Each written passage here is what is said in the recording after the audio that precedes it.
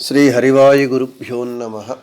ओं वंदे विष्णुं नमामि श्रियमथ च भुवं ब्रह्मवायू च वंदे गायत्रीं भारतीं तामपि गरुडमनन्तं भजे रुद्रदेवं देवीं वंदे सुपर्णी महिपतिदयितां वारुणीमप्युमां ताम् इन्द्रादीन् काममुख्यानपि सकलसुरान् तद्गुरून्मद्गुरूंश्च अभ्रमं भङ्गरहितम् अजडं विमलं सदा आनन्दतीर्थमतुलं भजे तापत्रयापहम्। पूज्याय राघवेन्द्राय सत्यधर्मरताय च भजतां कल्पवृक्षाय नमतां कामधेनवे। पृथ्वीमण्डलमध्यस्थाः पूर्णबोधमतानुगाः वैष्णवाः विष्णुहृदयाः तान् नमस्ये गुरून् मम। आपादमौलिपर्यन्तं गुरूणाम् आकृतिं स्मरेत् तेन विघ्नाः प्रणश्यन्ति सिद्ध्यन्ति च मनोरथाः। श्री विद्यासागर माधव तीर्थगुरुभ्यो नमः। हरिः ओम्। श्री पूर्णबोध गुरुतीर्थपयोब्धिपारा कामारिमाक्ष विषमाक्ष शिरस्पृशन्ति पूर्वोत्तरामिततरङ्गचरत्सुहंसा देवालिसेवितपराङ्घ्रिपयोजलग्नां जीवेशभेदगुणपूर्तिजगत्सु सत्त्वनीचोच्चभावमुखनक्रगणैः समेता दुर्वाद्यजापतिगिलैर्गुरुराघवेन्द्रवाग्देवता सरिदमुं विमलीकरोतु। రాఘవేంద్ర స్వాముల వారి స్తోత్ర పాఠమునందు నిన్నటి రోజున ఏతత్ స్తోత్రం సముచ్చార్య అనేటటువంటి శ్లోకాన్ని చెప్పుకున్నాము. ఈరోజు పరవాది జయో దివ్య జ్ఞాన భక్త్యాది వర్ధనం సర్వాభీష్ట ప్రవృద్ధి స్యాన్నాత్ర కార్యా విచారణ రాజచోర మహావ్యాఘ్ర సర్పనక్రాది పీడనం న జాయతే స్య స్తోత్రస్య ప్రభావాన్నాత్ర సంశయః. పదచ్ఛేదం.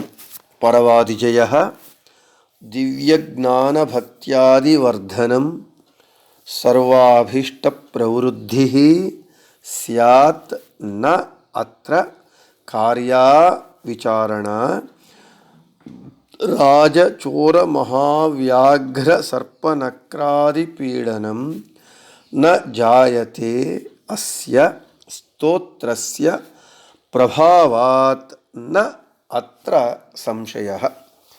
अन्वयमु अन्वय प्रतिपदार्थमु. अस्य స్తోత్రస్య ప్రభావాత్ పరవాదిజయః దివ్యజ్ఞానభక్త్యాదివర్ధనం సర్వాభీష్టప్రవృద్ధిః స్యాత్ అత్ర విచారణ న కార్య.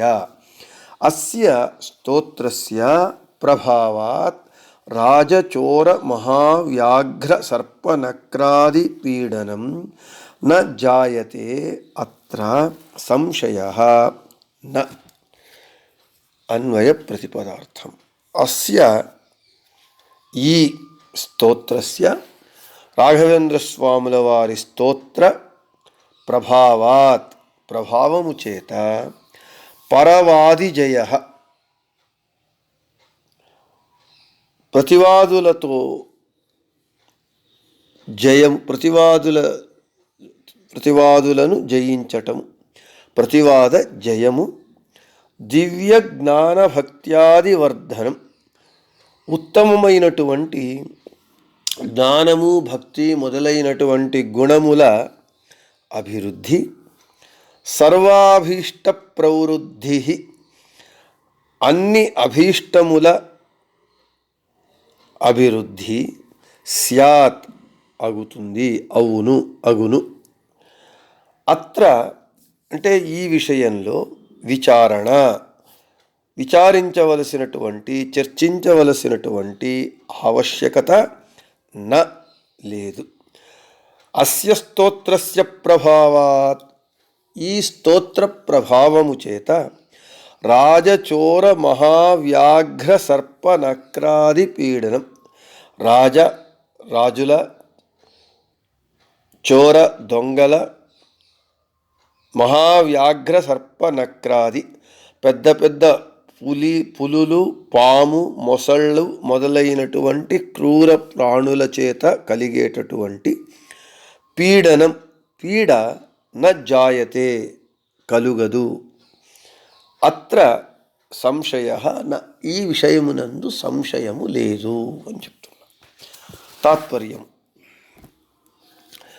ఈ స్తోత్ర అంటే ఈ రాఘవేంద్ర గురు సార్వభౌముల వారి స్తోత్ర మహిమ చేత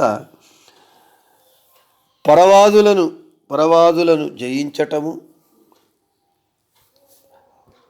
దివ్యమైనటువంటి జ్ఞానము, భక్తి, వైరాగ్యము అభివృద్ధి కావటము, మన మనోభీష్టములన్నీ నెరవేరి అవి వృద్ధి కావటము,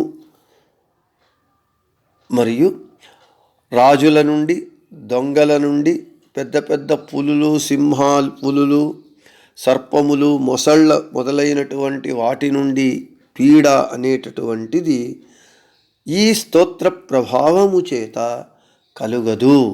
ఈ విషయమునందు సంశయము లేదు అని తాత్పర్యం. ఇక విశేష వివరణ. ఈ స్తోత్ర ప్రభావము చేత పరవాదులపై మనకు జయము కలుగుతుంది. ఇక్కడ వాది, పరవాది అని అంటే ఎవరు? విషయాన్ని చర్చించడానికి వచ్చేటటువంటి వారు వాదులు. వీరికి శాస్త్రమునందు మంచి పట్టు ఉంటుంది. వీళ్ళు సత్యాంశమును తెలుసుకోవడానికి మాత్రము చర్చకు వస్తారు. అక్కడ ఒకరినొకరు జయించుకోవాలి అనేటటువంటి కోరిక, గురి ఉండదు. తత్వ నిజస్వరూపాన్ని తెలుసుకోవటమే వాళ్ళ ధ్యేయంగా ఉంటుంది. ఇటువంటి చర్చ యందు గురు శిష్యులు పాల్గొంటారు, సహృదయులు మాత్రమే పాల్గొంటారు. ఇక్కడ తత్వాంశాన్ని తెలుసుకోవటానికే చర్చ కానీ ఒకరినొకరు జయించడానికి ఏమాత్రము ఆసక్తి ఉండదు, వాళ్ళ ధ్యేయము ఉండదు. వీళ్ళు వాదులు. పరవాది జయ. ఇక కొందరు వాదమునకు వస్తారు. వాళ్ళ గురి తన ఎదుటి వారిని జయించాలి అనేటటువంటి ధ్యేయంతోనే వాదానికి వస్తారు. వాళ్లకు తత్వాన్ని తెలియటం అనేటటువంటిది ముఖ్య ఉద్దేశం కాదు. ఎంతసేపున్నా వాదించి తన ఎదుటి వాదిని జయించాలి అనేటటువంటి ధ్యేయముతో వస్తారు. దీనిలో సహృదయులు, గురు శిష్యులు మొదలైనటువంటి సహృదయులు, సజ్జనులు పాల్గొనరు. తన ఎదుటి వాదిని జయించటమే ధ్యేయంగా జరిగేటటువంటిది, దానికి చర్చకు వచ్చేటటువంటి వారు పరవాదులు. పరవాదులను జయించాలి అంటే వాడేదో సామాన్యమైనటువంటి వ్యక్తి, సామాన్యమైనటువంటి జ్ఞానము కలిగినటువంటి వాడైతే వాడిని జయించడం సులభం. అయితే గెలవాలి అని వాదానికి వచ్చినటువంటి పరవాది చాలా గొప్ప పండితుడైతే వాణ్ణి గెలవడము అసాధ్యము లేదా అత్యంత శ్రమసాధ్యము. అటువంటి బలిష్టమైనటువంటి, బలవంతులైనటువంటి పరవాదులు వాదమునకు వచ్చినప్పుడు మన బుద్ధిశక్తితో పాటుగా ఈ రాఘవేంద్ర గురు సార్వభౌముల వారి స్తోత్రాన్ని ప్రతినిత్యము మనము పారాయణం చేస్తే, పఠిస్తే, ఈ స్తోత్ర మహిమ చేత, రాఘవేంద్ర స్వాముల వారి అనుగ్రహం చేత ప్రతివాదిని మనము సులభంగా జయించవచ్చు. కాబట్టి రాఘవేంద్ర స్వాముల వారి యందు భక్తితో ఈ స్తోత్రాన్ని పఠించి మనలను జయించాలి అని వచ్చినటువంటి పరవాదులను ఓడించటము, వారిపై జయం పొందటము ఈ రాఘవేంద్ర స్వాముల వారి ప్రభావము చేత జరుగుతుంది. ఇందులో సంశయము లేదు. ఇక దివ్య జ్ఞాన భక్త్యాది వర్ధనం. రాఘవేంద్ర స్వాముల వారి స్తోత్ర ప్రభావము చేత దివ్యమునైనటువంటి జ్ఞానము, భక్తి, వైరాగ్యము మొదలైనటువంటి సుగుణములు మనలో వృద్ధి చెందుతాయి అని చెప్తున్నారు. ఇక్కడ దివ్యమైనటువంటి జ్ఞానము, భక్తి అంటే మనము జీవనం సాగించటానికి, డబ్బులు సంపాదించటానికి అనేక శాస్త్రాలను చదువుతాం, జ్ఞానములను సంపాదించుకుంటాం. అర్థశాస్త్రము, తరువాత గణిత శాస్త్రము, ఇవన్నీ కూడా కేవలము మన సంపాదన కొరకు సంపాదించేటటువంటి జ్ఞానములే. అయితే భగవంతుణ్ణి తెలియడానికి చదివేటటువంటి శాస్త్రమే నిజమైనటువంటి శాస్త్రము. ఆ శాస్త్రము ఇచ్చేటటువంటి భగవంతుని జ్ఞానమే జ్ఞానము. ఈ స్తోత్ర ప్రభావము చేత అటువంటి దివ్యమైనటువంటి భగవంతుని తత్వాన్ని, హరి సర్వోత్తమత్వ జ్ఞానాన్ని తెలియజేసేటటువంటి జ్ఞానము మనలో భక్తి, వైరాగ్యము బాగుగా ఈ స్తోత్ర ప్రభావము చేత వృద్ధి కలుగుతుంది. ఈ స్తోత్ర ప్రభావము చేత మొదట గురువులైనటువంటి రాఘవేంద్ర స్వాముల వారి యందు మన భక్తి కలుగుతుంది, పెరుగుతుంది. ముకుంద భక్త్యై గురుభక్తి జాయై సతాం ప్రసత్యై చ గురు నిరంతరాయై అని. మొదట మనకు గురువుల యందు భక్తిని పొందాలి, గురువుల అనుగ్రహం చేత ముకుందుని యందు భక్తి పొందాలి. కాబట్టి గురువులైనటువంటి రాఘవేంద్ర గురు సార్వభౌముల వారిని ఈ స్తోత్రము పారాయణము చేయటం చేత వారి యందు భక్తి, వారి అనుగ్రహం చేత మోక్షప్రదాత అయినటువంటి ముకుందుని యొక్క జ్ఞానము, వాని యందు భక్తి, ఐహిక విషయములందు వైరాగ్యము మొదలైనటువంటివన్నీ కూడా మనలో లేకపోతే కలిగి ఉన్నవి పెరుగుతూ వచ్చి మన సాధన సమర్థంగా బాగుగా జరుగుతుంది ఈ స్తోత్ర ప్రభావము చేత. ఇక సర్వాభీష్ట ప్రవృద్ధి.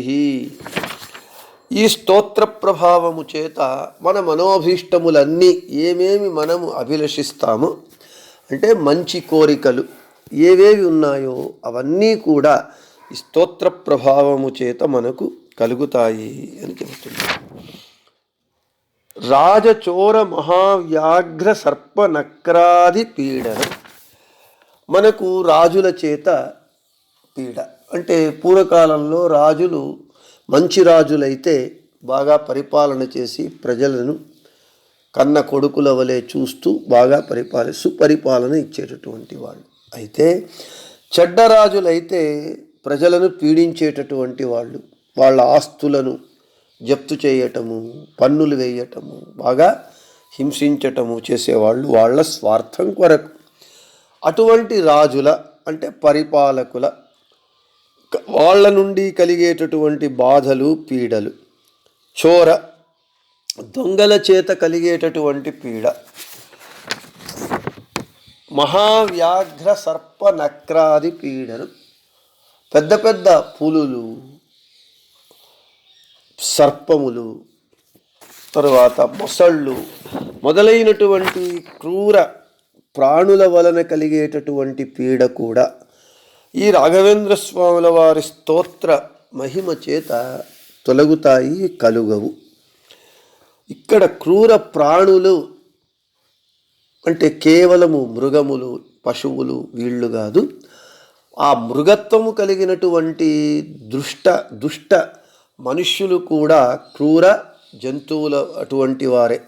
అటువంటి వారి నుండి కూడా ఈ రాఘవేంద్ర స్వాముల వారి స్తోత్ర మహిమ చేత ఆ పీడలు ఏవి మనకు కలుగవు, ఉన్నా అవి పోతాయి, పరిహారం అవుతాయి.